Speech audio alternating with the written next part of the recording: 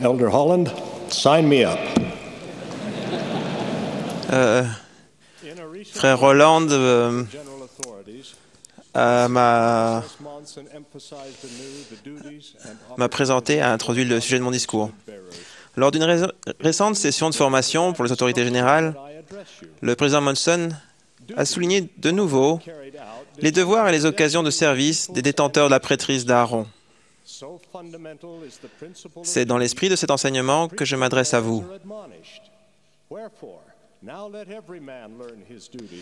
Le devoir, lorsqu'il est probablement accompli, détermine la destinée des peuples et des nations. Ce principe du devoir est si fondamental qu'il est recommandé aux détenteurs de la prêtrise.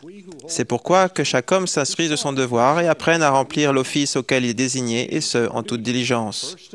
Le président Monson explique, l'appel du devoir peut se produire discrètement dans l'exécution des tâches que nous recevons comme détenteurs de la prêtrise. Votre premier devoir à tous est d'apprendre la volonté du Seigneur, puis, par le pouvoir et la force de votre sainte prêtrise, de magnifier votre appel en présence de vos semblables, afin qu'ils vous suivent de bon cœur. Parlant de son devoir, notre Seigneur a dit, « Je ne cherche pas ma volonté, mais la volonté de celui qui m'a envoyé. Je suis descendu du ciel pour faire non ma volonté, mais la volonté de celui qui m'a envoyé. » Parce que Jésus-Christ a accompli son devoir, tout le genre humain peut être sauvé en obéissant aux lois et aux ordonnances de l'Évangile. Frères, c'est le principe que nous devons suivre. J'ai pu voir personnellement que vous, qui êtes diacres, instructeurs et prêtres, êtes aussi disposés, dignes de confiance et capables d'accomplir votre devoir que nous vous demandons d'être. Nous vous admirons. Votre vitalité est contagieuse, vos capacités extraordinaires, votre compagnie vivifiante. Vous et l'office de la prêtrise d'Aaron que vous détenez êtes essentiels à l'œuvre de notre Père Céleste auprès de ses enfants et à la préparation de cette terre pour la seconde venue de son Saint-Fils. La vision que nous avons de vous et de votre devoir va au-delà de votre âge.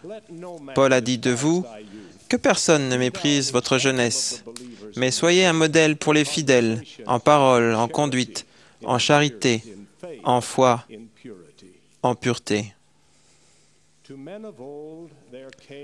Aux hommes de jadis vint un jour la prêtrise nommée d'après Aaron, par les Lévites, prêtres et prophètes, pour bénir les enfants de Dieu. Puis vint le Sauveur du monde, qui chercha un homme nommé Jean pour être baptisé par ce même pouvoir et signaler l'aube du salut. Dans les derniers jours, ce même pouvoir fut de nouveau apporté sur terre, afin que toutes les vérités de l'Évangile puissent prendre place dans une âme. Prêtrise d'Aaron, vérité sublime, vient tout préparer, que nous puissions être rachetés par le Fils bien-aimé de Dieu. Et celui qui administre ses pouvoirs, ce n'est pas un garçon qui le peut. Quand il porte le manteau de la prêtrise, nous disons « Voici l'homme ». Le pouvoir et l'autorité de la prêtrise d'Aaron est de détenir les clés du ministère d'ange et d'administrer les ordonnances extérieures, la lettre de l'Évangile, le baptême de repentir pour la rémission des péchés, conformément aux alliances et aux commandements. Boyd K. Packer a déclaré « Nous avons bien réussi à distribuer l'autorité de la prêtrise. Elle est implantée presque partout. Mais je pense que la distribution de l'autorité de la prêtrise s'est faite plus vite que celle du pouvoir de la prêtrise.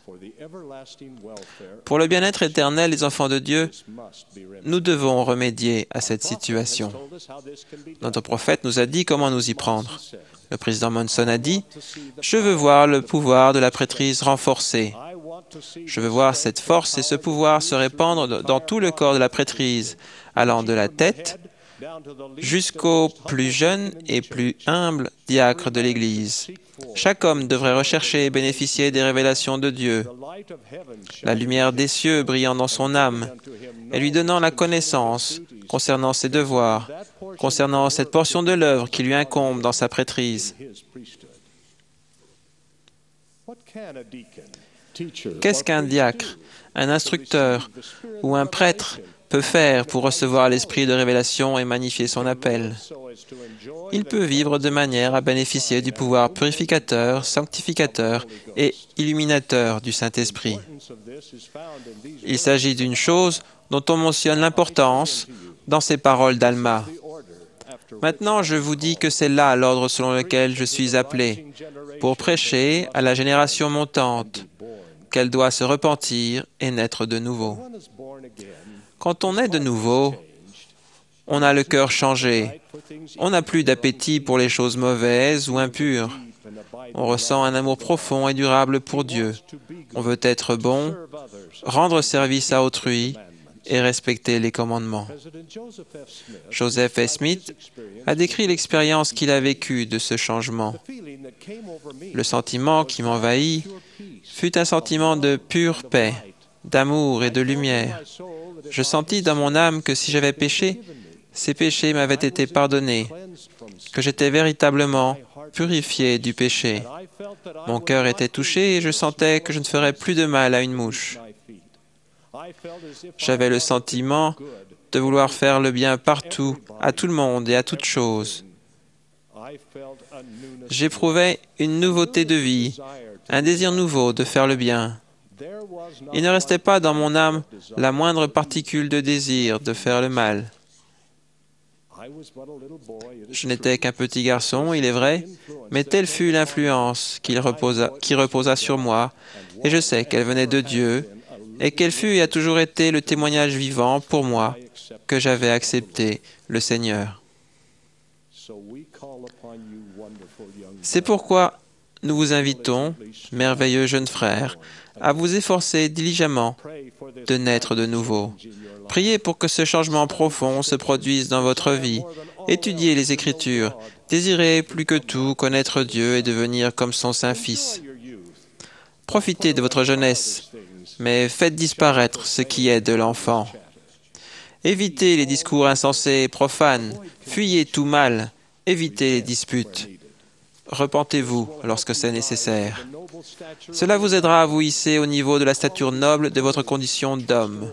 Vous posséderez les qualités du courage, de la loyauté, de l'humilité, de la foi et de la bonté. Vos amis vous admireront. Vos parents vous féliciteront. Les frères de la prêtrise compteront sur vous. Et les jeunes filles vous adoreront et deviendront encore meilleures grâce à vous.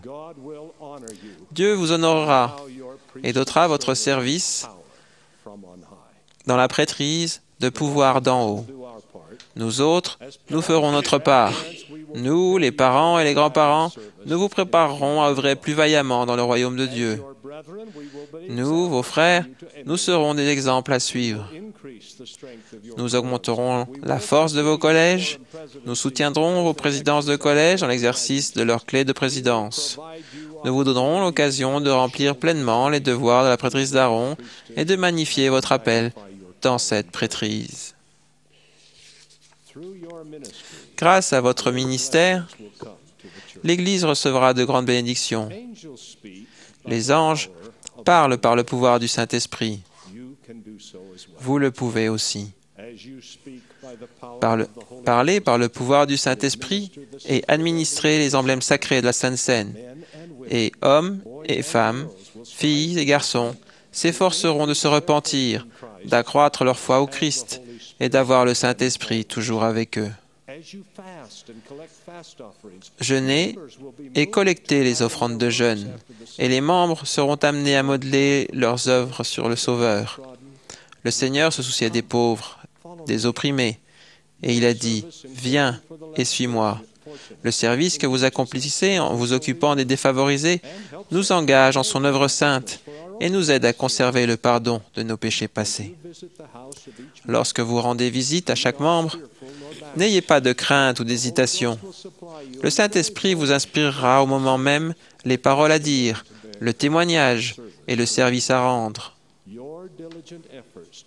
Vos efforts diligents pour toujours veiller sur les membres porteront leurs fruits. Vos manières humbles désarmeront le cœur le plus incrédule et feront lâcher prise à l'adversaire.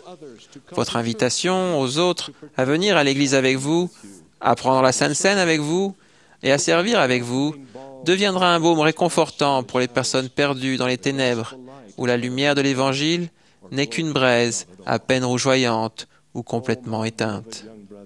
Ô mes jeunes frères bien-aimés, ne négligez pas le don qui est en vous, que vous avez reçu lorsque la prêtrise d'Aaron vous a été conférée et que vous avez été ordonnés. Car ce n'est pas un esprit de timidité que Dieu nous a donné, mais un esprit de force, d'amour et de sagesse. N'ayez donc point honte du témoignage à rendre à notre Seigneur, mais souffrez avec moi pour l'Évangile par la puissance de Dieu, qui nous a adressé une sainte vocation, qui nous a été donnée en Jésus-Christ avant le début des temps. Notre prophète bien-aimé vous a appelé sous la bannière. Nous vous rendons hommage, nous prions pour vous, nous nous réjouissons d'œuvrer avec vous et nous remercions Dieu du pouvoir de votre ministère salvateur. Je rends témoignage que Dieu est notre Père éternel et qu'il vit dans les cieux là-haut. Jésus, le Christ, est le Saint-Fils de Dieu, le Rédempteur du monde. Et vous, les détenteurs de la prise d'Aaron, êtes ses émissaires, ici-bas. Au nom de Jésus-Christ. Amen.